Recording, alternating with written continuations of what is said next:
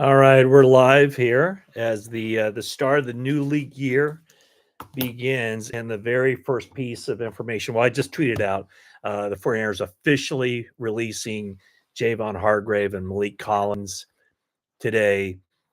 The two releases that I'm not quite sure I understand. I mean, I understand most of these moves, or pretty much all the moves the 49ers have made up to this point, but I don't understand um, getting rid of Leonard Floyd at this stage when he basically did everything the 49ers could have hoped that he would have done in his first year, the first and only year with the team. I also don't understand releasing Malik Collins without someone better in that position. Um, and by the way, just both Malik Collins and Javon Hargrave are post June 1 releases. Just received that word, so I'm gonna put that out there on social media right now. Um, Let me just so they're both June 1 releases. I'm just going to quote tweet that.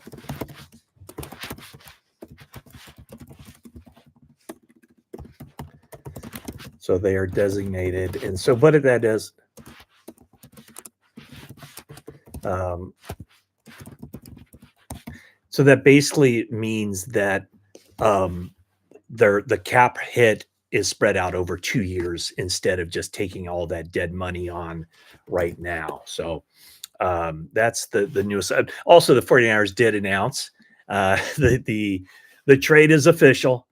Deebo Samuel goes to the Washington Commanders for a 5th-round draft pick. And just bear with me here. I'm just tweeting it out on Bluesky. Actually, that doesn't make any sense. You don't tweet something out on Bluesky or Threads, but I'm putting it out there on both of those.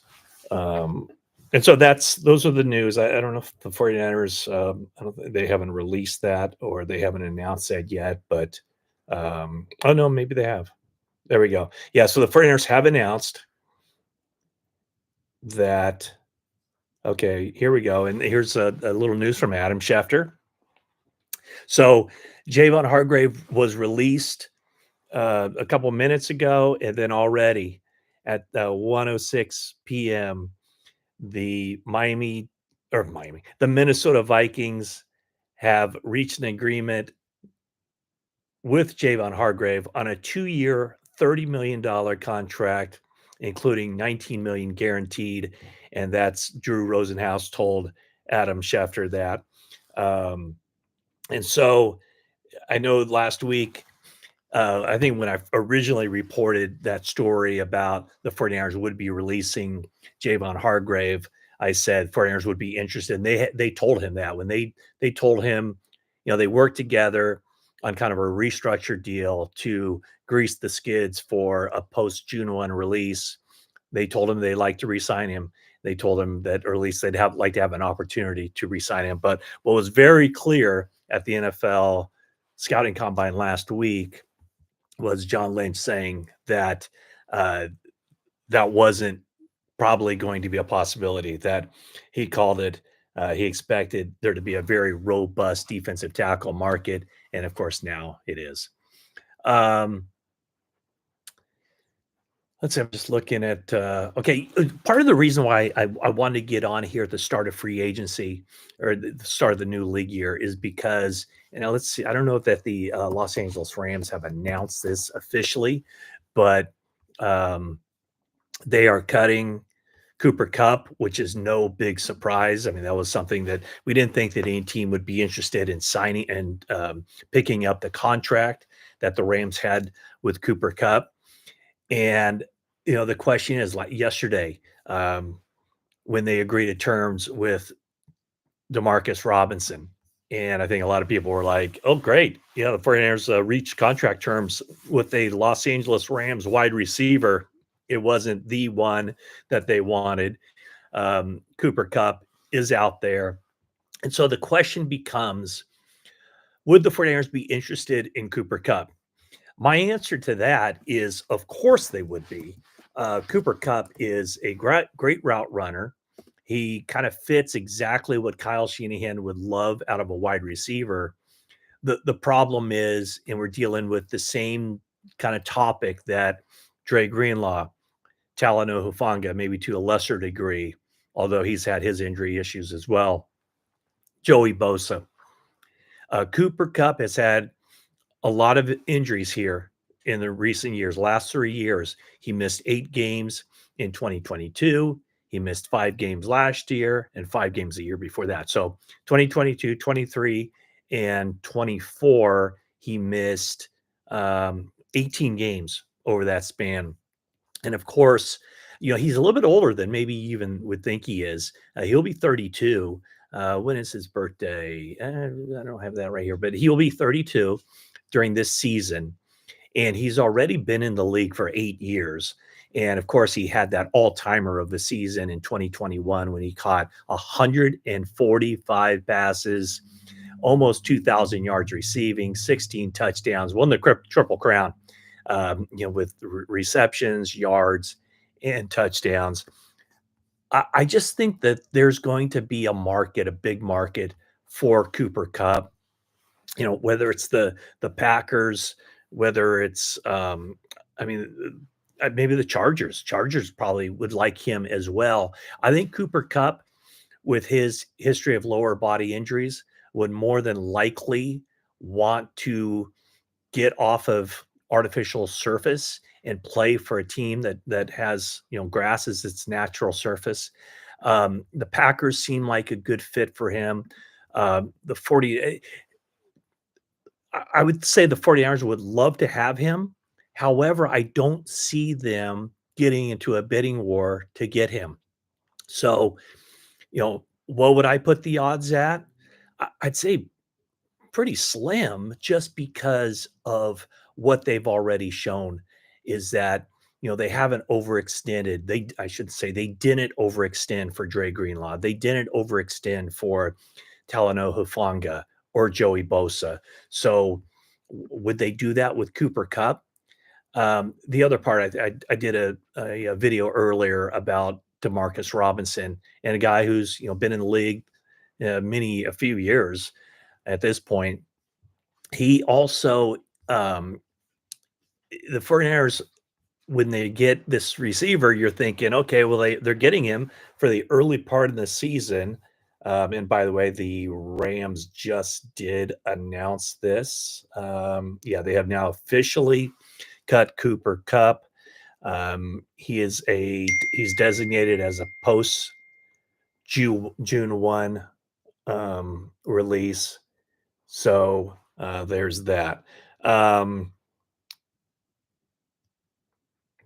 One of the other guys who is coming back, Curtis Robinson, that will probably get done today officially. So he was an unrestricted free agent, coming off the ACL. The reports are everything's good with the ACL. Going back to Brandon Ayuk, Demarcus Robinson, 49ers agreed to terms with him on Tuesday. But here's the thing. Les Snead, the Rams GM, was asked about Robinson at the NFL Scouting Combine, and what he said was his answer, and this is a direct quote: he does have some things that he has to work through legally in the offseason that could prevent some play time in the future. That's the reality. That's what we have to work through. So basically, what happened was, hours after a Rams game in November, a night game at SoFi Stadium, he was pulled over on 101 going 100 miles an hour. And according to the CHP, he had objective signs and symptoms of alcohol impairment. He was charged with a misdemeanor just last month as a result of that. And so I reached out to the league office, haven't heard back from the league office as far as whether there's any kind of update on his status. But according to the CBA, I shouldn't say the CBA. It's actually the league's policy on not the league's policy on substances of abuse. He is subject to a first-time offense for a DUI, 3-game suspension without pay, and then a second offense would be 8 games, but that's neither here nor there. So it certainly appears as if Demarcus Robinson subject to a 3-game suspension. When that comes down, don't know yet, but uh, I don't know that the 49ers have any inside information on that. The NFL is pretty tight-lipped about these sorts of situations, so they'll find out, I'm sure, just shortly before we find out. Um, what else do we have here? So I'm just kind of looking at the start of the new league year. I don't know how many of the 49ers official, their agreements will be finalized here today as far as actual signed contracts, but the guys we know coming to the 49ers who have agreements to come to the 49ers anyway, out of the free agency, cornerback Trey Brown, unrestricted free agent from the Seahawks. Um, Not a top flight, not a high priced cornerback by any stretch.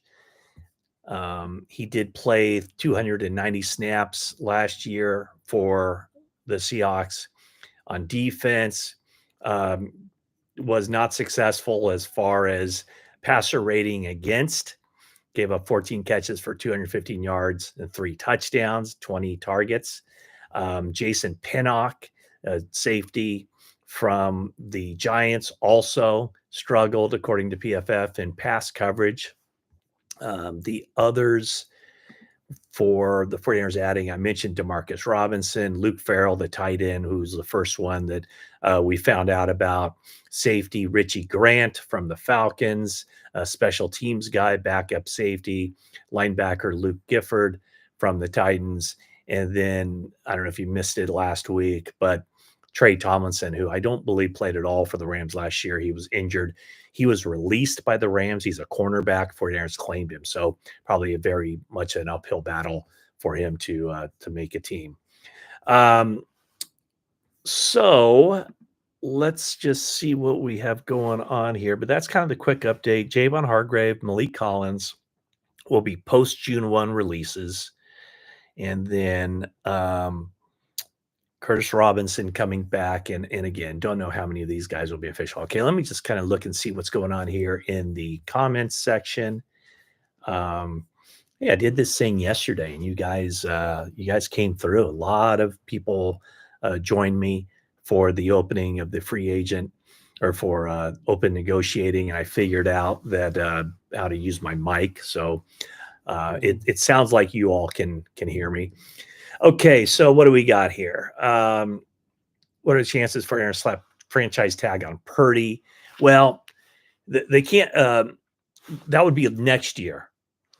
Right now, he has a contract to play in the 2024 season for the 49ers. And if you saw the note, but he got about $1 million in performance-based pay on top of the $1 million that he made last season. So roughly, he was compensated about $2 million for last year. He is scheduled to make $5 million this year, but the thing is, he's been underpaid. $5 million for this year is just objectively, at least 8, 9, 10 times less than what he should be making for what he's done in the league and where he is for the future. So the franchise tag would be only if a deal doesn't get done this offseason. So that would be for the 2026 season. What are the odds of that? I'd say really slim. I just don't see them trying to jerk around a quarterback that they've already see as their quarterback of the future. Got a question about Cooper Kupp. What's going on with him? He is a free agent. He can sign with any team. Would I expect the 49ers to make a phone call on him? Absolutely. The question is, at what point, where do the 49ers go? Interestingly, Cooper Cup, watching him, I'll say this, watching him run routes, just his short area quickness, his ability to get in and out of breaks. I don't know that I've ever seen anyone quite like him. And, the numbers haven't been there the last 3 seasons. He hasn't his big season of 2021 hasn't even come close to that, not even half of that since then for any one season. In fact, yeah, I mean, it's almost like in, 34, 33 games, it's almost like it's taken him that much to, duplicate what he did that year. The 49ers would have to be interested in him. The question is just what would it cost? And I do think that there's gonna be some competition, for him. I mentioned the Packers, um, the Chargers are 2 teams that come to immediate mind. Um, let's see. Do I believe John Lynch when he says Trent Williams is coming back for sure? Do I believe him? Yeah, because, um, uh, yeah, I believe him because I think that I believe Trent Williams, and I just didn't get any sense that he was ready to hang him up. He'd be leaving a lot of money on the table. Now, I think what you're getting at is Joe Staley went radio silent, even though, we kind of heard the whispers that he might not be coming back in 2020, but he kept it under wraps so that the 49ers could have a little bit of leverage and acquire Trent Williams in a trade from Washington. So I wouldn't see a scenario like that with Trent Williams. So I do believe that Trent Williams is coming back to the 49ers. And I really haven't given that a second thought until this question right here. Let's see here. Let me just see. I'm scanning through. Um, Scanning through this. Oh, it was the person who asked that question. It was in reference to the Joe Staley thing. Um, you think the Chiefs are interested in Cup? Yeah, that's a good one. Yeah, I mean, absolutely. Could you imagine? I think he would do very, very well on that. What about Ojolari? Yeah, I mean, I can guarantee you the 49ers have made a lot of phone calls during the open negotiating period and even before that. The question is, how much are they willing to pay? The the fact um, the fact that the 49ers may have already released some of those guys makes me think um, that they have something in the works. Whatever it is, they have something. Let's see here. Um, oh, here we go. And big hat tip to Paul. Yeah, so Malik Collins has already reached an agreement with the Browns on a 2-year, $20 million contract, and so I I don't get that part of it where the 49ers would have released Leonard Floyd and Malik Collins when they played a lot of snaps last season, and those guys get just gobbled up so quickly before they even hit the open market. And so it certainly with this Browns with the Browns and Malik Collins coming to terms on a deal, for the 49ers had to have, they allowed obviously both Hargrave and Collins the head start of talking to teams, and 49ers, I'm sure, wanted to work out trades with those teams. But even though those teams, the Falcons for Leonard Floyd, the Browns for Malik Collins, even though those teams had interest, there was no reason for any of those teams to trade for those players when they knew that they could just get them once the 49ers released them. So Malik Collins going to the Browns. Let me just fill in the blanks here. The one guy I'm curious about to see what happens is Kyle Juszczyk. And yeah, somebody asked me the other day, do you think that the 49ers could end up re-signing Kyle Juszczyk?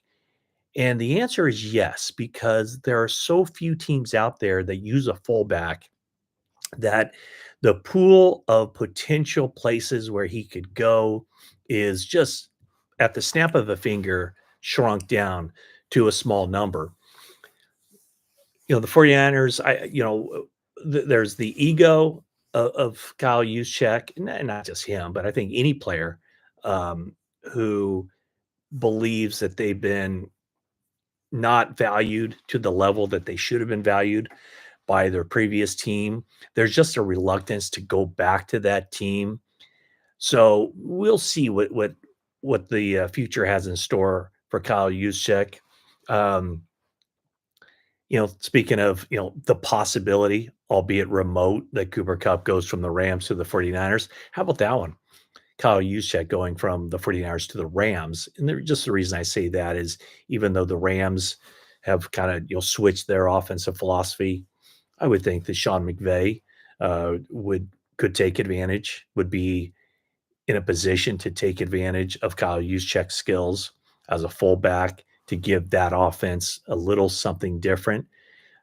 So anyway, the news of the day, we'll see what happens with Cooper Cup. I'm sure he's been talking to teams. He knows when it surprised me at all to see Cooper Cup, something happen sooner than later with him somewhere around the league.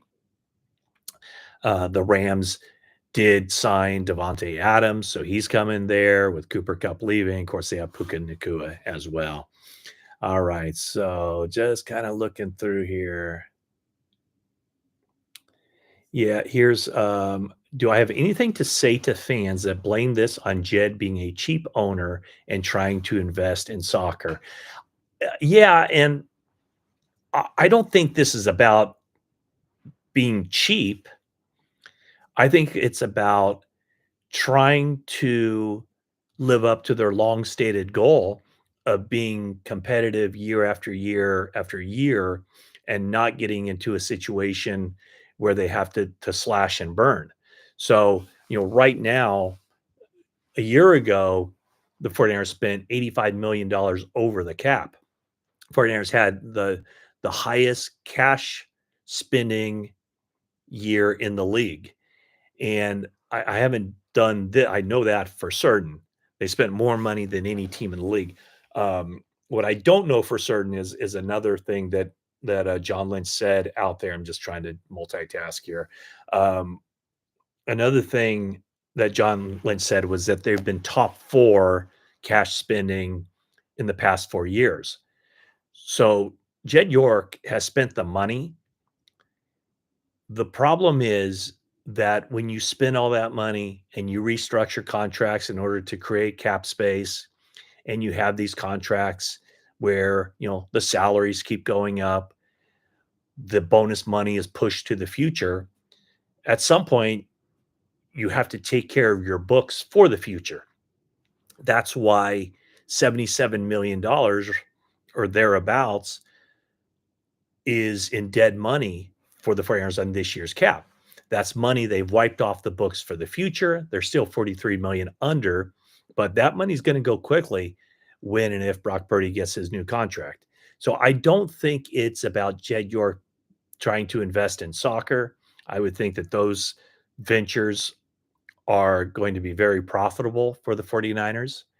Um, and so I don't see that as being the issue. To me, the issue is you can't just keep spending as much money as the 49ers did last year, and apparently as much as they have over the past 4 years without feeling the burden of that in future years. So there we go. What do we got here?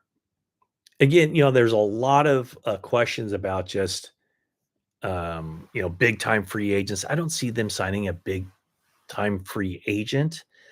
I could be wrong.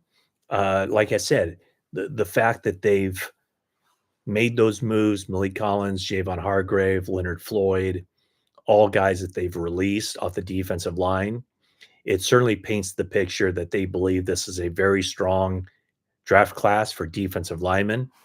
My buddy over at ESPN Field Yates.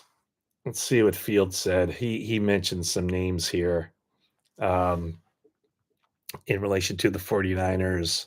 Let's see if I can just find it. He mentioned, did he do it on? I'm trying to find the right. I know where I think I retweeted it. There I go again. I think I reposted it on Bluesky, perhaps. There we go. So this is what Field Yates, this was 18 hours ago. 49ers missing out on Joey Bosa and cutting Leonard Floyd, Javon Hargrave, and Malik Collins strengthens the case for a D lineman pick at number 11. And then he says some names: Mike Green from Marshall, Shamar Stewart from Texas A&M, who I had the 49ers taking in my very first mock draft a couple of months ago. I think that was after the Senior Bowl? Might have been after the Super Bowl. I don't know. It was my very first one. The three guys I've had the 49ers taken at number 11 in my mock drafts: Shamar Stewart, Tyler Warren, and then Armand Mimbu. Okay, so anyway, the names he mentions five names here: Mike Green, Shamar Stewart, Michael Williams. Is it Michael or Michael? I think it's Michael Williams from Georgia, Jalen Walker from Georgia, and James Pierce from Tennessee. So those are the three guys. Do you think CMC is a trade candidate? I think what the 49ers said a couple of weeks ago, which they've said all along, they'll listen to anybody who wants to trade. I don't think they're trading Christian McCaffrey, but if the price is right, they would. I just don't think that I don't think that would happen. What do we got here? With all the dead cap money, do you think it was worth it after the playoffs? I'm not sure I understand that question. Well, there's two ways to look at it. 49ers went to the NFC Championship game for the past 5 seasons, before last year, of course. They went to the Super Bowl twice. They had a really good team. They had a really good run. Is it over? I wouldn't say that, although, well, yeah, it's over because last year they went 6-11. So I guess the run with the guys they had is over. And if they're, better than we all expect them to be next season, then maybe that'll signal the start of a new run. But was it worth it? Anybody, you'd have to decide that on your own. There would be a lot of people who say it's only worth it if you win a Super Bowl. Others would say they put themselves in position to win a Super Bowl 4 consecutive years, or 4 out of 5 years. They made it to the Super Bowl. That's a pretty darn good run. So it all depends on what your perspective is. Um, I will say that. I mean, that during that time, those 5 years, 4 seasons of going to the NFC Championship game or beyond, those were 4 exciting years, and there were, I'm sure, the fan base while you're in it had a good time with it, but they didn't finish the deal. And some fans, not all, but I think some fans um, see that as a failure. In fact, I have 200 people in this chat right now. You tell me, was it worth it? You know, was it a 100? Obviously not. But was it worth it? Are you happy with that, or Super Bowl or bust? Everybody has their own answer to that one. Um, let's see here. What we got here? Am I surprised at the pace in which the 49ers seem to be backfilling their created cuts? Yeah, I would say so, because of what I said about, if you're going to cut, I don't blame them at all. I don't think there's any second guessing on cutting Javon Hargrave because of what he was scheduled to make and the injury, and, therefore the lack of production. What does surprise me is that two guys who played a lot of snaps for the 49ers and, albeit weren't all pro players, weren't Pro Bowl players, um, they still filled a very valuable spot on that team Leonard Floyd, and Malik Collins, starting 17 games apiece and playing a lot of snaps. And so I just would have thought now there's a veteran courtesy thing too, where you let these guys go if you know they're not in their plans. But at this point, they don't have anybody better than them. And whether they have something lined up or they're exceedingly confident that they can get better players in the draft. That would surprise me that as of now, we don't know who's going to be taking over for those players that they released. Okay, I'm going to go straight to the bottom. Okay, yeah, a lot of people. I would say, wow, that is. I'm I'm surprised that so many people say it was worth it. Um, Now I know that there's certain social media apps. There's the negativity is you know undeniable. But here on YouTube, wow, yeah, pretty much everybody is saying that it was worth it, and I don't disagree with that. It was hella entertaining. Do people still say hella? I just did. It was very entertaining, and um, by and large, a good group, I think, for the fans to root for. There was a connection there. There was no doubt about it. I mean, you people got to know, the wives of these players.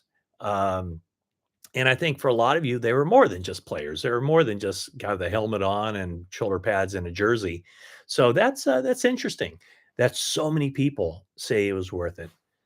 I mean, I think I saw one Super Bowl or bust, but yeah, yeah, that's interesting. Absolutely, yeah, so many people. Uh, yeah, so many people say it was worth it. Let's see here. A question: If Purdy gets a new deal, does he keep the 5 million this year, or does it change? Um, I can't answer that specifically, but I would say this: that if he gets a new contract, which he already counts 5 million against the cap for this coming season, what would probably happen is that he would take a very, very low base salary. I mean, you could even reduce that base salary to 1 million, for instance. And let's just say, and I'm just throwing numbers out there, but let's just say that he signs a 5-year extension and gets 50 million upfront. So it would be 5-year extension. Let's go 4 years because then it could be spread out over the 5 years, the 1 year he already has, and then the 4 years after. So if he signs a 1 year or a 4-year extension and receives a signing bonus of 50 million, he would count 6 million against the cap for this year. No, no, 11 million against the cap for this year. So the, that 50 million would be spread out over 5 years. So it's 10 million a year would count against the cap. And then this year, the 1 million, so it'd be $11 million.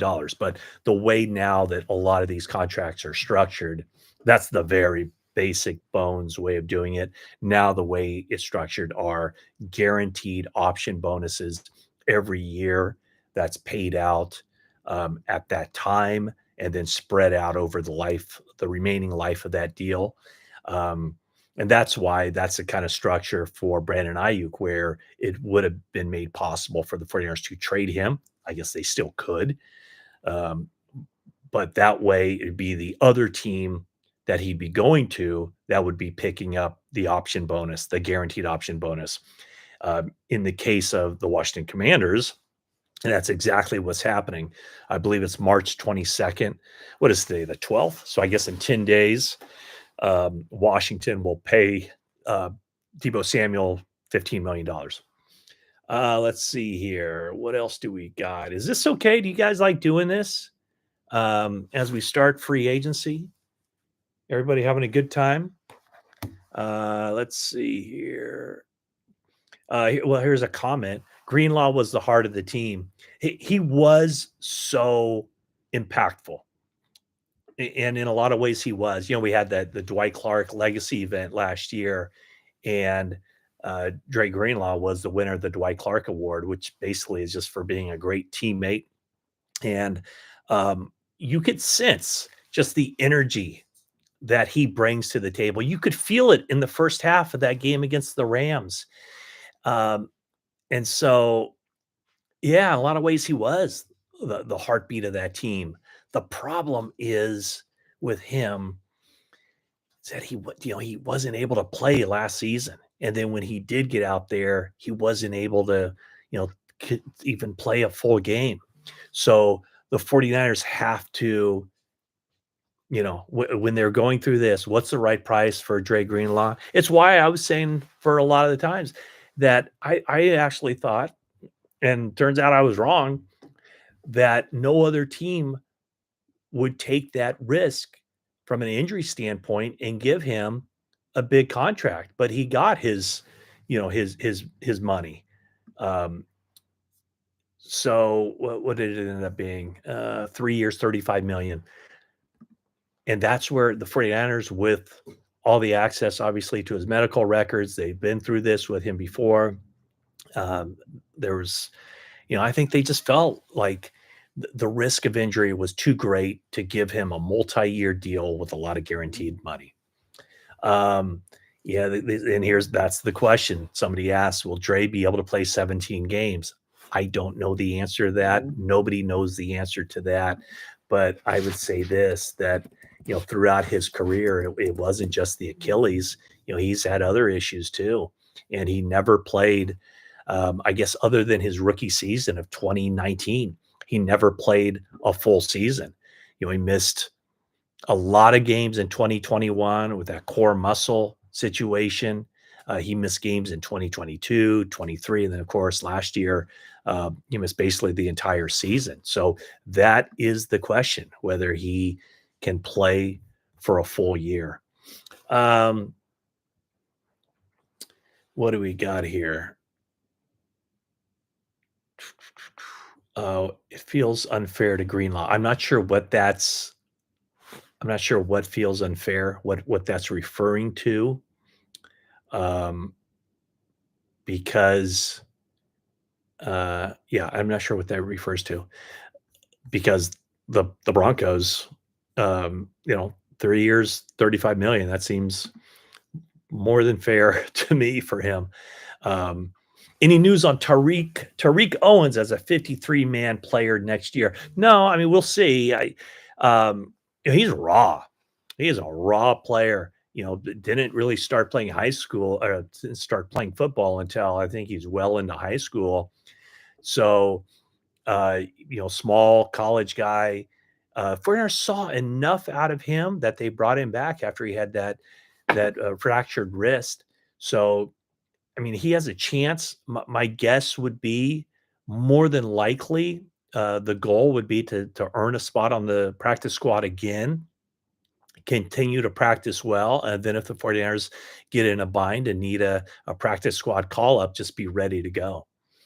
Um, yeah, somebody says about he likes the act of getting younger, and there's nothing that's happened.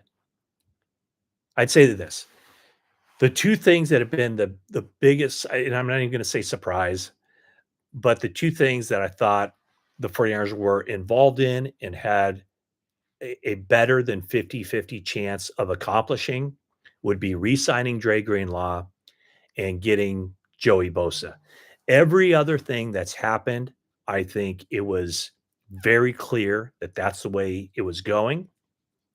And also, John Lynch telegraphed this. He told us 2 weeks ago in Indianapolis, he said, after spending so much money the last several years, you can't just go, go, go. There comes a time where you have to reset or recalibrate. And he also talked about getting younger. And so that's the offseason plan, to cut down on the cash spending, reset, and recalibrate after the 49ers. Um, I think they went all in. They didn't go all in last year, but they spent a lot of money last year to with the thought of getting over the top. I'll share with you a little story. During the whole Brandon Ayuk thing, I was talking to someone uh, in the 49ers organization, and the topic came up about Brandon Ayuk, and this was when his contract stuff was going on. And the person said to me, "What would you think if we traded Brandon Ayuk?" And my answer was, "You guys would get crushed, and I would be leading the charge because you have a chance to win right now, and there's under no scenario are you a better team with Brandon Ayuk playing for some other team." And at that point, it was said like, "Well, what about if we got another wide receiver in return?" And I won't tell you the name, but I've reported it. It's like Amari Cooper. I was like, okay, that could be done. My point is that last year the 49ers felt like if they kept it together, if they paid money to keep guys and keep guys happy, Christian McCaffrey, Trent Williams, re-signing Brandon Ayuk, they felt like they could just push forward. And they also had a good draft last year. But whatever the reason, it was off, and it was off from the beginning. If they stayed healthy, could they have been a championship team? We'll never know, but it just felt off. A lot of it had to do with the contract stuff and everything else. Let's see here. Let's go here.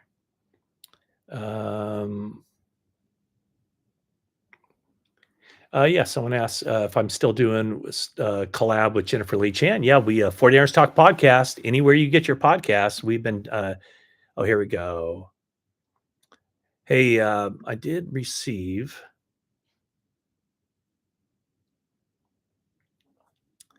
So I did reach out to the NFL about uh, Demarcus Robinson, and here's the answer I got back from the NFL.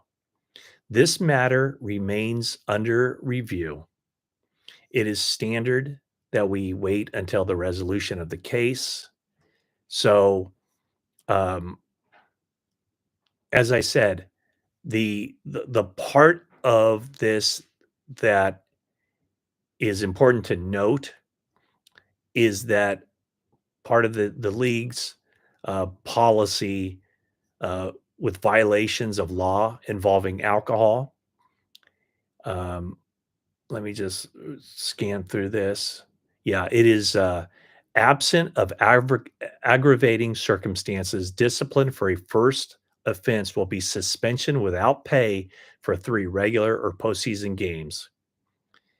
And then if the commissioner finds that there were aggravating circumstances, including but not limited to felony conduct, extreme intoxication, and that's a BAC of 0.15% or more, property damage or serious injury or death to the player or party, and if the player had a prior drug or alcohol related misconduct, increased discipline may be imposed. Okay, so that's the update on Demarcus Robinson. So the NFL still is reviewing that circumstance as it pertains to his availability for the 49ers. Let's see here. So anyway, back to Jennifer Lee Chan. Yeah, 49ers Talk podcast, anywhere you get your podcast. You can find it on YouTube as well. We've done something over each of the past 3 days. Was there any news of teams interested in BA at the NFL Combine? Is it your sense that this has passed, or teams still interested? I don't have an update for you. I had heard that there were 3 teams interested, and the teams last year, and I'll go at some of these guys, some of these teams. Will look at what the Pittsburgh Steelers did. They're one of the teams that wanted Ayuk a year ago, and the 49ers basically had trades worked out with those teams. Um, but the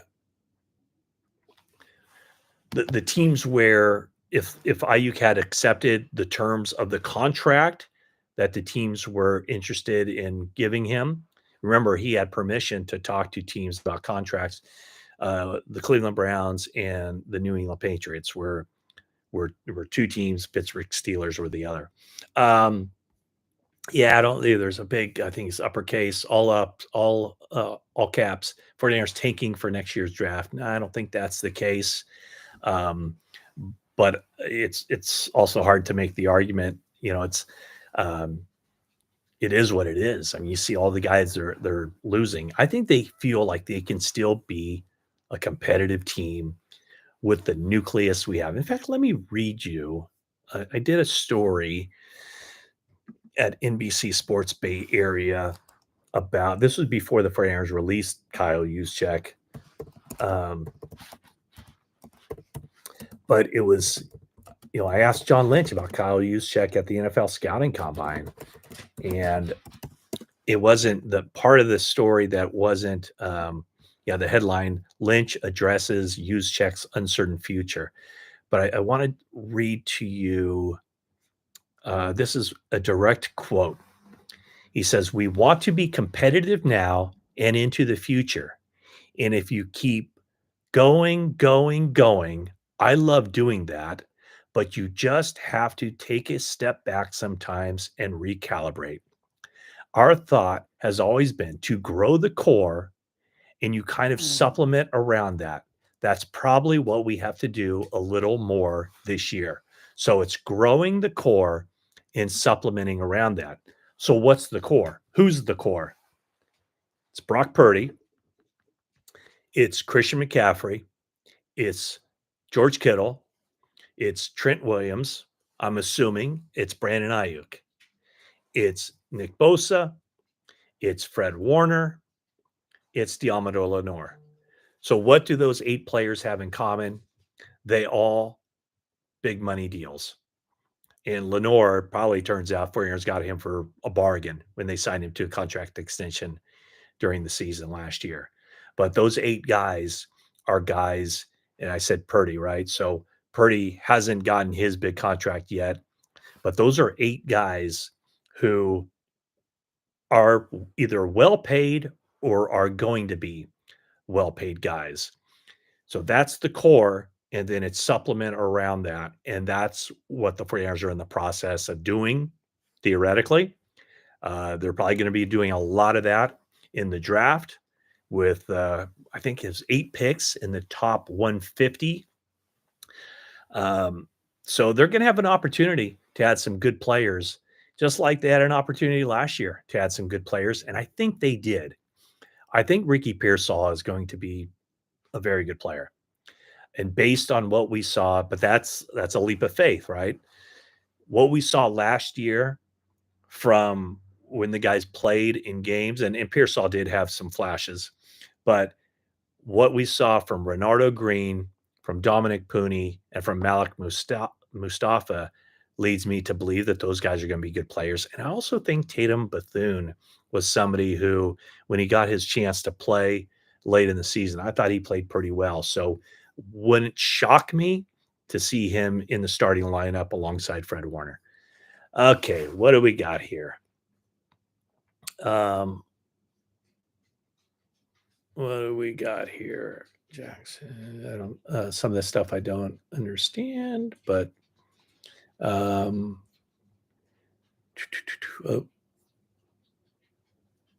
oh, I see what you're saying. Let's see. Yeah, somebody was wondering about the defense got weaker. Oh, here's one for you. And by the way, there's someone says the offensive line got weaker, the defense got weaker. I'm not sure the offensive line got weaker, to be honest with you. The Denver Broncos paid a lot for Aaron Banks. Uh, I don't know that Aaron Banks was ever a good fit for this system. Just his style of play, more of a mauler type, not cut out, I don't think, for that outside zone. So I don't know that the offensive line got weaker. Um, I mean, maybe right now, if you're talking Ben Barch, I don't know, man. Ben Barch, I thought he played pretty well. He only started a couple games, but I thought he looked good when he was in there. Now, as far as the defense, absolutely the defense got weaker. But here's one for you. Because somebody asked me, like, what were the 49ers doing paying all that money, to go out and get Robert Saleh, and then they don't give him any players? And my thought was like, oh, well, that makes perfect sense. You certainly you're if you pay a guy big money, he's got to produce. So Robert Saleh, y- do you want a guy, an unproven coordinator with this defense where there's going to be a lot of flux? Or do you want a defensive coordinator that you think is pretty good that can help this team overachieve? So to me, that makes perfect sense. Why? And I would be shocked if Robert Saleh didn't know what he was getting into when he took this on. I mean, he could look at the roster, he could look at the salary cap situation. If John Lynch was so forthright about the direction the team is going to go from a roster building standpoint, um, Saleh would have had to have known all that. So um, that's why I think that it makes perfect sense that if you're going to have um, kind of some uncertainty on the team, what you don't want is uncertainty at defensive coordinator. You want a guy who's been there, done that, and you think can get the best out of the guys who are going to be there. Let's see here. Um,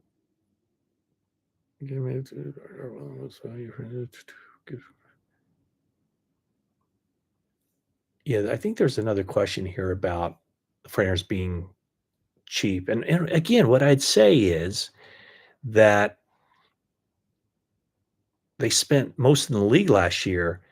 I think it's less about being cheap and more about getting their salary cap in line for the future so that they don't just get hammered on the cap when these contracts run out.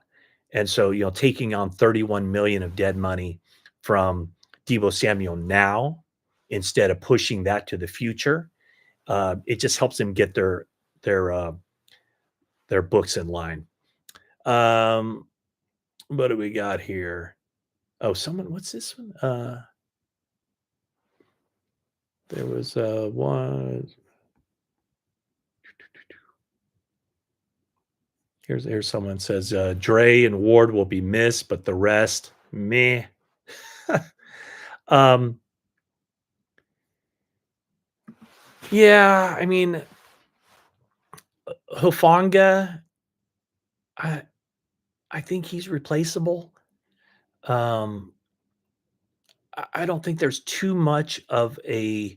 He was a guy that battled injuries too, but I do think that with Mustafa and Brown, I'm not sure that's a big drop off from Brown and Hufanga of 1 year. Well, actually, it was Brown and Gibson 1 year. Uh, Mustafa and Hufanga last year. I'm not sure that the 49ers will put it this way. If the 49ers have a bad season, I doubt any of us will be saying it's because they didn't re-sign Talanoa Hufanga. Okay, what do we got here? Who would win a Royal Rumble of all the 49ers media people? Oh, wow. A Royal Rumble. Um, I don't think there's anybody on the media core that I just wouldn't want to piss off, that I would be fearful for my life. Let me think. Who would it be? I can't even think. I mean, Cam Inman is probably too nice of a guy that he probably keeps himself in the best shape. Uh, with his, he's always running. I used to be a runner, but haven't really done that in a while. I used to be in good shape, believe it or not. Did 4 or 5 marathons, but, usually a marathon guy isn't somebody you wanna be backing in a fight. You wouldn't wanna hire that person as your bodyguard. Um, Definitely not Barrows. Uh, Branch could probably be scrappy. David Lombardi's probably the biggest guy, and he's fit. I think he's a swimmer too, so I don't know. It wouldn't be much to watch, that's for darn sure, unless you wanna see utter futility. Okay, what else do we have here? Hey, Harold! Harold just pops up. Thank you, Harold. I appreciate that. Just Harold seems like a really nice person. Harold just says, "Thank you for the update, Matt. Shout out to everyone, all 49ers fans. God bless the 49ers. Let's go." Harold, thank you so much. That's very, very nice of you. Um, yeah, I mean, here's a comment. Hufanga a lot better than Brown. Brown has been pretty disappointing. Oh yeah, Dieter. Dieter's a big guy, but I could outrun. Well, you're talking about in a ring. Yeah, I wouldn't want Dieter to get his hands on me. Um, yeah, probably not. Let's see here. And I'm not saying this because Hufanga. I think he made some big plays in what was that the 2022 season. He gave up a lot. I I kind of think, there's some guys who are just underrated. They do more than what people think. There are some guys who are a little bit overrated. And I'll say this. Talon Hufanga said this himself. After the year in which he made all pro, he felt like he didn't play all that well. There were some misassignments, uh, and stuff of that nature. So I I think Brown has room to grow, and if you're around like Jair seems to he gets it. So I just don't think it's gonna be I just don't think it's gonna be that big of a deal. I think the bigger deal would be up front. What's going on with the defensive line?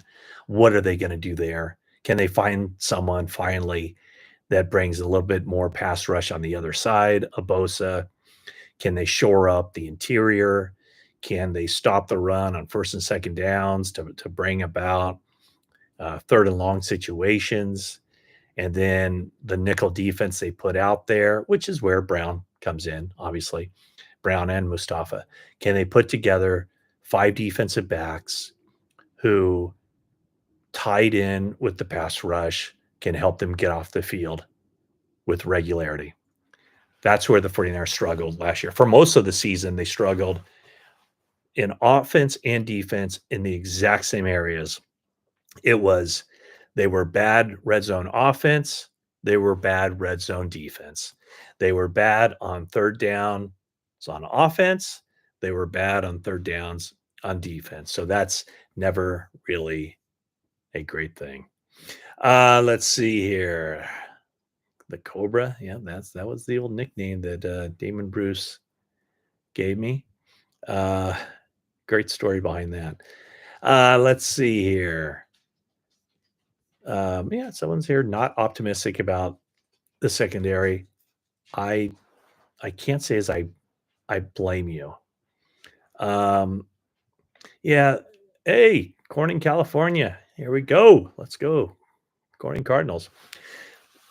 Yeah, there hasn't been any talk of trading Christian McCaffrey. Uh, there hasn't been any talk of trading Fred Warner. Um, yeah, Matt and Grant have cordial confrontations. Yeah, I don't know if they're confrontations, but yeah, we're absolutely cordial. Um, so the Chiefs got played. Jalen Moore is horrible. See. I thought he was pretty. I thought he was okay. I thought he was a good swing tackle. Put it that way. Um, do you think Warner gets an extension this year? I wouldn't think so. I think they have plenty more. I'd say George Kittle gets an extension this year.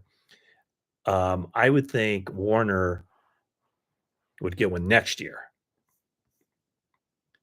Um, yeah, and the question with CMC is after the 49ers sign him to the new contract last year, the extension or replacing a lot of his non-guaranteed money with guaranteed money, and then he's out for pretty much the entire season with the Achilles. Who would take him? And what would be the price that the 49ers could get for him?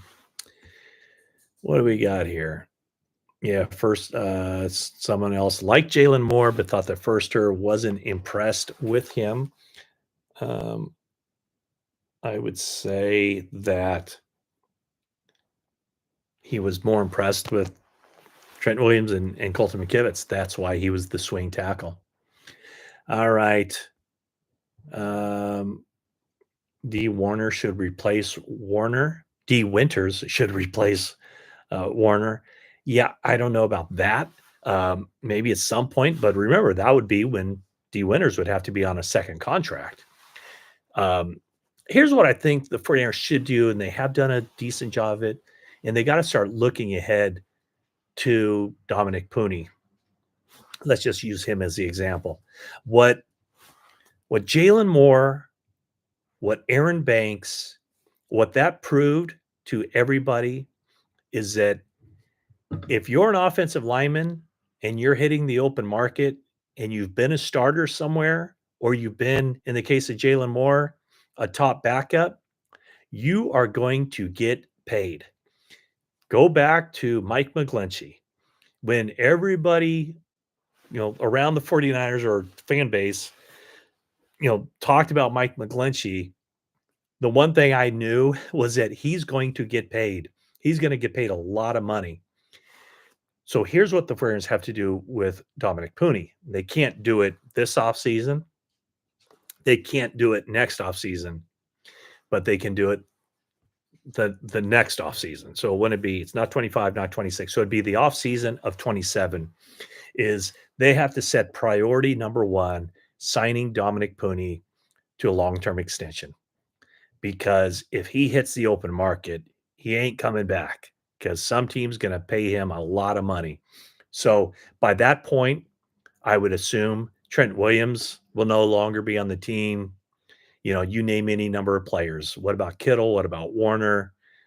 Bosa? There's going to be changeover, even more so in the future than there is now. I don't consider what they did right now to be a roster overhaul. I guess you could look at it that way. But when you still have Williams, Kittle, McCaffrey, Bosa, Warner, you still have the nucleus. But they need to pay Dominic Pooney if, of course, he continues to play like he did as a rookie and continues to make those jumps, because they'll have to pay him a lot of money after his third year. But that's nothing like the amount of money some team will pay him after his fourth year. Now, of course, 49ers could franchise him. They could do all that. But I'd say get him locked in, take the risk out of him playing his final year and the potential for injury.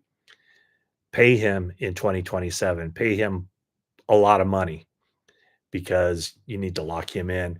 And the 49ers, I think if they had determined that Aaron Banks was an offensive line that they wanted to keep around, I think they would have done that last year.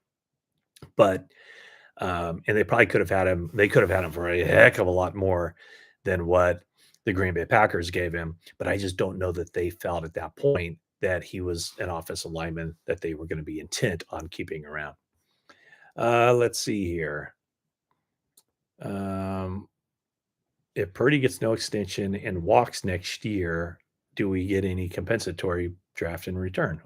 Yes, of course. However, unless they sign, and this hasn't been an issue pretty clearly, but the compensatory picks go to teams whose free agents losses exceed their free agent gains.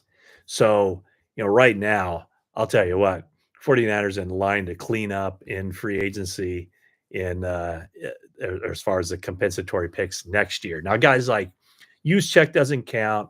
Leonard Floyd doesn't count. Javon Hargrave doesn't count. Malik Collins, he doesn't count. And of course, Deebo Samuel doesn't count because those players were either released or traded.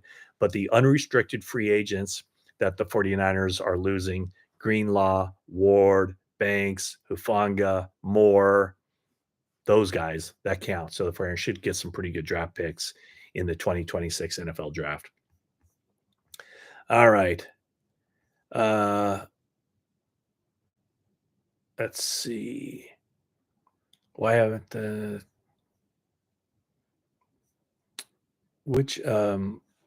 okay, I'm sorry. Here's a question. Why haven't the 49ers pushed harder to sign Jackson to a 2-year deal? Okay, I'm just having a brain cramp.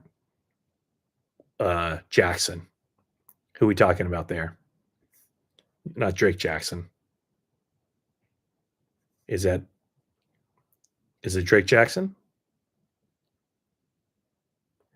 Here, let's give me the answer to that. Yeah, which Jackson are we talking about? Is there any possibility the 49ers are going to make Brock Purdy play out his final year? Is there any possibility? Yes, that's one of the options that John Lynch said. And I have somebody has to run to the grocery store. I got to get out of here as well because my wife is asking me some questions about our house that I have to answer. But is there any? Yeah, I just think it'd be a bad look. It'd be bad form for the 49ers to make him play out the final year of his contract when he's been underpaid. So is it possible? Yes. But is it likely? No. I think the question was about Drake Jackson. I believe this is the final year of Drake Jackson's deal. So, he has the injury stuff going on. Things aren't going well at all as far as the rehab goes. I'm not sure he'll play for the 49ers because he just hasn't been able to get that leg right. Okay, so you know what? I am going to take off because it's been more than an hour now, and I haven't talked this long in a long time. So, thank you so much for watching this. Thanks to let me go up there and find my guy. Oh, I missed this one. Ben Metal. Ben Metal asked me a question about Grant Cohn's content. I don't. I know Grant is an opinion. It's opinion driven. Honestly, I don't really listen to talk radio. Um, I'm more what I go to social media for would be more just kind of the breaking news elements of it. But it certainly, I mean, Grant certainly has a following, that's for sure. So kudos to him. Okay, I think that's it. So anyway, yeah, I wanted to thank the guys who gave me some stuff. Harold, thank you so much for watching and for the kind words. And then Ben Metal Ford. Hope you didn't leave me, Ben Metal, before I had a chance to say hi and thank you. So anyway, thank you so much. Thanks for watching. And you're still there. Thank you so much. Ben's some metal Ford. Now, does that mean are you from Bend, Oregon, or is there a story there? Let's get a comment here from Ben Metal. Joy, thank you so much for those kind words. I appreciate you guys tuning in. A last name of Ford. I stole the name from a racetrack nickname. Okay. All right. I love it. Okay. Well, thanks so much for everybody for watching. First day of the new league year. The only news that's been official. Malik Collins, he's released going to the Browns. Is that right? I'm losing track. Javon Hargrave released official going to the Vikings. 2 post June 1 releases. And then, of course, official Debo Samuel going to the Washington Commanders. That is signed, sealed, delivered. He passed his physical and all that. All right. Thanks so much, everybody, for watching this very long YouTube video. And as I always say, if you haven't already, please subscribe, tell a friend. Thanks for all the comments and everything else. And I appreciate it. And that is it for now.